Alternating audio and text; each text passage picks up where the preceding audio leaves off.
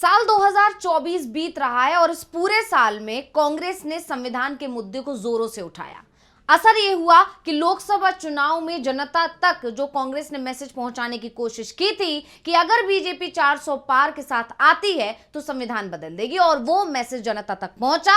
असर यह हुआ कि लोकसभा चुनाव में बीजेपी मात्र 240 पर सिमट गई, यानी बहुमत भी अकेले दम पर हासिल नहीं कर पाई। और अब कांग्रेस ने संविधान के बलबूते जो लड़ाई शुरू की थी, संविधान बचाने की जो लड़ाई शुरू की थी, अब उस लड़ाई को कांग्रेस 2025 में भी ले जाने की तैयारी कर चुकी है। जी हां, बेलगांव में सीडब्ल्यूसी की जो बैठक हुई उसमें एक प्रॉपर प्लान तैयार किया गया है, एक रणनीति बनाई गई है कि कैसे 2025 में इस मुद्दे को आगे बढ़ाना है, कैसे बीजेपी को घेरना है, कैसे मोदी सरकार को घेरना है। और एक पूरी रणनीति के तहत कांग्रेस अब 2025 में एंटर करने की तैयारी कर चुकी है। तो क्या कुछ तैयारी है कांग्रेस की, और कैसे कांग्रेस की इस बैठक ने मचा दी बीजेपी खेमे में खलबली, एनडीए खेमे में खलबली, इसी पर हम अपनी स्पेशल रिपोर्ट में करने जा रहे हैं बात। तो वीडियो को आखिर तक जरूर देखें। साल था 2022 में 5 राज्यों के विधानसभा चुनाव हुए शुरुआत में, और उन 5 राज्यों में कांग्रेस नहीं जीत पाई।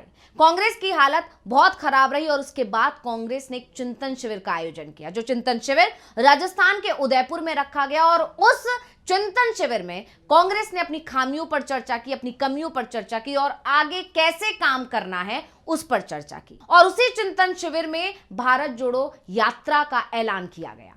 उस चिंतन शिविर के बाद जब भारत जोड़ो यात्रा निकली तो उसके बाद असर 2024 लोकसभा चुनाव तक देखने को मिला। यानी 2022 से शुरू हुई यात्रा ने 2024 में कमाल दिखा दिया, और अब कांग्रेस ने उसी तरह एक और यात्रा का ऐलान कर दिया है। जी हां, जब सीडब्ल्यूसी की बैठक हो रही थी और उस बैठक के बाद प्रेस कॉन्फ्रेंस की गई, और उस प्रेस कॉन्फ्रेंस में ऐलान किया गया कि 26 जनवरी से कांग्रेस एक संविधान बचाओ पदयात्रा निकालने जा रही है। और इस ऐलान ने, कांग्रेस के इस ऐलान ने बीजेपी खेमे में खलबली मचा दी, क्योंकि बीजेपी भारत जोड़ो यात्रा का, भारत जोड़ो न्याय यात्रा का असर अच्छी तरह देख चुकी है। उसका असर यह हुआ था कि जब उसी साल के आखिर में दोबारा विधानसभा चुनाव हुए दूसरे राज्यों के, तो कांग्रेस की स्थिति मजबूत हुई। उस भारत जोड़ो यात्रा के बाद से कांग्रेस धीरे धीरे मजबूत होती गई, और लोकसभा चुनाव में तो कांग्रेस की स्थिति बहुत ही अच्छी रही, क्योंकि जो बीजेपी 400 पार का सपना देख रही थी उसे मात्र 240 पर ही समेट दिया। और अब देश में केंद्र में मोदी सरकार की नहीं बल्कि एनडीए की सरकार है, और बैसाखियों के सहारे से यह सरकार चल रही है। और जिस तरह से कांग्रेस जोर शोर से संविधान के मुद्दे को उठा रही है, संविधान बचाओ की बात कर रही है, संविधान की रक्षा की बात कर रही है, उसे देखकर जानकारों का दावा है कि वो दिन दूर नहीं होगा जब जो सहयोगी हैं एनडीए के, वो भी कांग्रेस के साथ आ जाएंगे, वो भी इंडिया गठबंधन का हिस्सा हो जाएंगे। और इसलिए बहुत ज्यादा देर नहीं है कि हो सकता है कि केंद्र सरकार की जो बैसाखी है वो उसका साथ छोड़ दें, तो केंद्र सरकार गिर जाए, मोदी सरकार गिर जाए। तो ऐसे में बहुत सारी तैयारियां की गई हैं कांग्रेस की तरफ से, एक अच्छी खासी रणनीति बनाई गई है। यह भी कहा गया है कि अगले साल एआईसीसी की बैठक गुजरात में होगी, यानी पूरा एक रोड मैप कांग्रेस की तरफ से सीडब्ल्यूसी की इस बैठक में तैयार कर लिया गया है। क्या कुछ तैयारी है कांग्रेस की, कैसे 2025 में कांग्रेस पूरे साल बीजेपी को घेरने की कोशिश करेगी, कैसे जनता के बीच जाकर इन मुद्दों को पहुंचाएगी, खासकर अंबेडकर को लेकर अमित शाह ने जो विवादित बयान दिया है उसको कैसे गांव-गांव तक पहुंचाएगी, जन जन तक पहुंचाएगी, कैसे ये मैसेज देगी कि अगर बीजेपी इसी तरह मजबूत होती रही तो संविधान बदल देगी, संविधान निर्माता का अपमान करेगी, बापू का अपमान करेगी। इस सब को लेकर कांग्रेस ने पूरी एक रणनीति बनाई है। तो क्या कुछ है कांग्रेस की प्लानिंग, पहले हम जयराम रमेश के जरिए से सुन लेते हैं क्या कुछ बोले हैं जयराम रमेश। तीसरा जो निर्णय लिया गया है, कल बेलगावी में जय बापू जय भीम जय संविधान रैली होने वाली है, और ये जय बापू जय भीम जय संविधान रैली कल से लेकर पहले चरण में 26 जनवरी 2025 को महू में, जो डॉक्टर बाबा साहब अम्बेडकर का जन्म स्थल है, जन्मभूमि है, वहां एक विशाल रैली होगा। और ये अभियान जय बापू जय भीम जय संविधान, इसको जो बेलगावी में शुरू हो रहा है उसको हम महू तक ले जाएंगे। साथ ही साथ चौथा निर्णय ये है कि 26 जनवरी 2025 से लेकर 26 जनवरी 2026 को, यानी कि जनवरी 26 2025 से लेकर जनवरी 26 2026, यानी कि एक साल के लिए संविधान बचाओ राष्ट्रीय पद यात्रा होगा। संविधान बचाओ राष्ट्रीय पद यात्रा गांव-गांव, कस्बा-कस्बा, शहर-शहर, हर राज्य में संविधान बचाओ राष्ट्रीय पद यात्रा होगा। सभी वरिष्ठ नेता इसमें शामिल होंगे।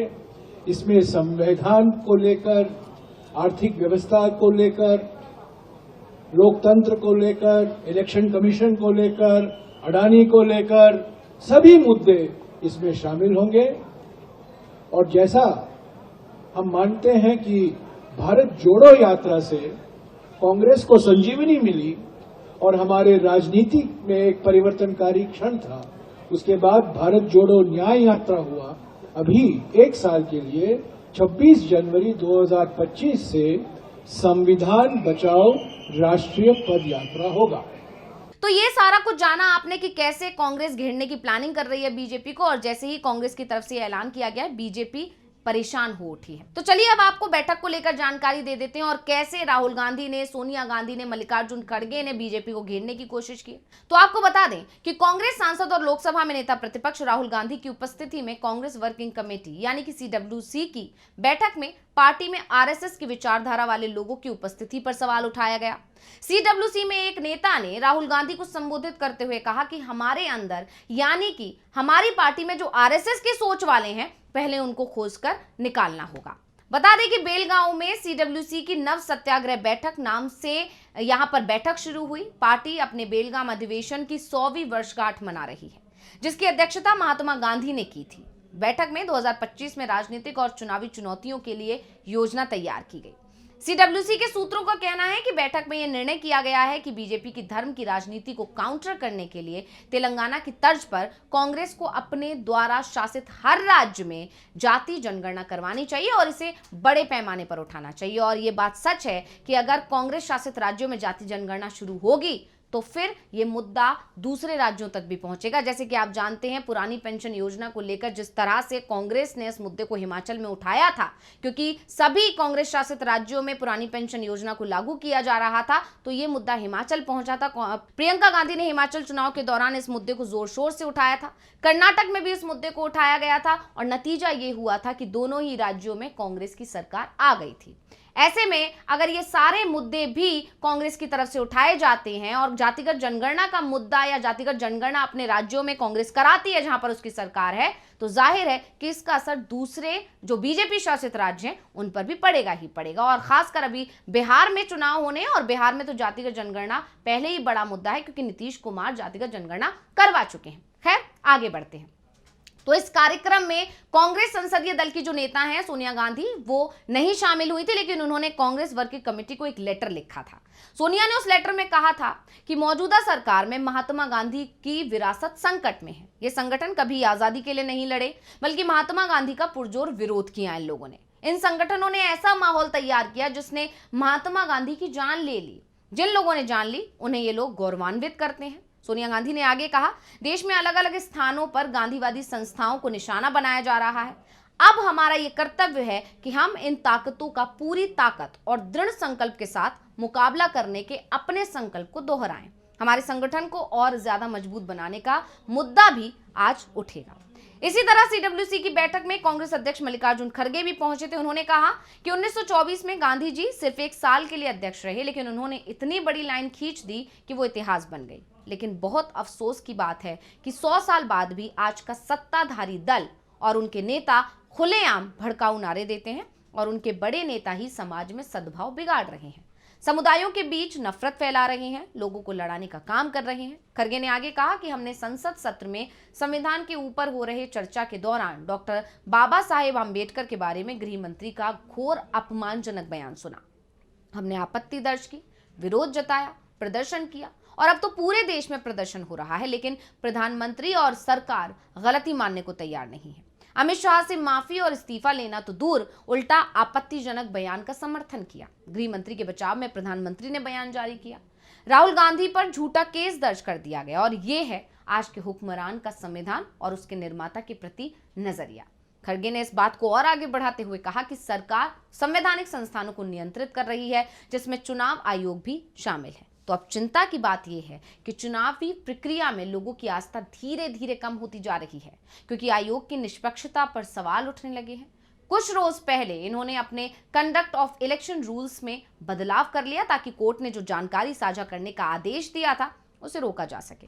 तो आखिर ऐसा क्या है जिसे छिपाने का प्रयास किया जा रहा है? खड़गे ने सवाल किया कि जिस जानकारी के पब्लिक डोमेन में होने से अभी तक किसी को कोई परेशानी नहीं थी, उसे अब पब्लिश करने में क्या दिक्कत आ गई है? यानी सीडब्ल्यूसी की जो बैठक हुई उसमें तमाम मुद्दों पर चर्चा हुई, रणनीति बनाई गई, चिंतन किया गया, मंथन किया गया कि जिससे देश का लोकतंत्र अभी खतरे में दिखाई दे रहा है। और अब विपक्ष ने यह ठान लिया है, कांग्रेस ने ठान लिया है कि लोकतंत्र को मजबूत रखना है, लोकतंत्र को बचाए रखना है और उसके लिए संविधान को बचाना बहुत ज्यादा जरूरी है। और इसीलिए 2025 क्योंकि अभी आने वाला है, उसके लिए अभी से रोड मैप तैयार कर लिया गया है। और कांग्रेस की इस बैठक ने बीजेपी खेमे में हंगामा मचा दिया है। तो रिपोर्ट आपको कैसी लगी? हमें कमेंट करके अपनी राय जरूर दीजिएगा। इसी के साथ मुझे दीजिए इजाजत। देखते रहिए डीवी लाइव। नमस्कार।